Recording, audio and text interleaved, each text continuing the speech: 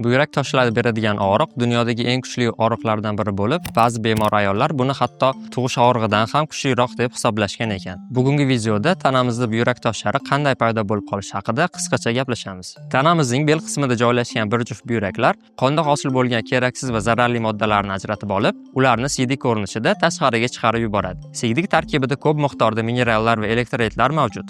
Elektrolitlar aslida oddiy qilib aytganda shunchaki suvda erigan tuzlar bo'lib, suvda qancha ko'p tuz erisa, eritmaning konsentratsiyasi ham shuncha yuqori bo'ladi. Hammamiz bilamizki, suvga juda ko'p osh tuzi solib yuborganda yoki aksincha tuz me'yorida bo'lsa ham, uni juda kam suvda eritsak, ortiqcha tuz erimasdan cho'kmaga tushib qoladi. Inson tanasida ham xuddi shunday. Kam suv ichish yoki tuzlarning juda ko'payib ketishi buyrakda avval cho'kmalar paydo qiladi, keyin esa cho'kmalar bir-biriga yopishib, yirikroq toshlarni hosil qiladi. Hosil bo'lgan toshlar buyrakning ichida turganida ko'pincha hech qanday simptom bermaydi. Chunki odatda toshlar juda kichik, ko'pincha atigi moshdek kattalikda bo'ladi. Ammo ba'zi toshlar oqim bilan siydik yo'llariga o'tib ketishi mumkin. Siydik yo'llari odatda juda tor bo'lgani uchun, hatto shu kichkina toshchalar ham o'tishga qiynalib, siydik yo'li devorini yaralashi yoki umuman tiqilib qolishi mumkin. Natijada bel sohasida juda kuchli og'riqlar, ko'ngil aynishi va qusish, peshob chiqarish paytidagi og'riqlar, siydikda qon bo'lishi yoki yurakda siydik to'planib qolishi kabi holatlar yuzaga kelishi mumkin. Urolog shifokor buyrak toshlarini tashxislash uchun kompyuter tomografiyasi, ultratovush yoki rentgen kabi tekshiruvlar, shu jumladan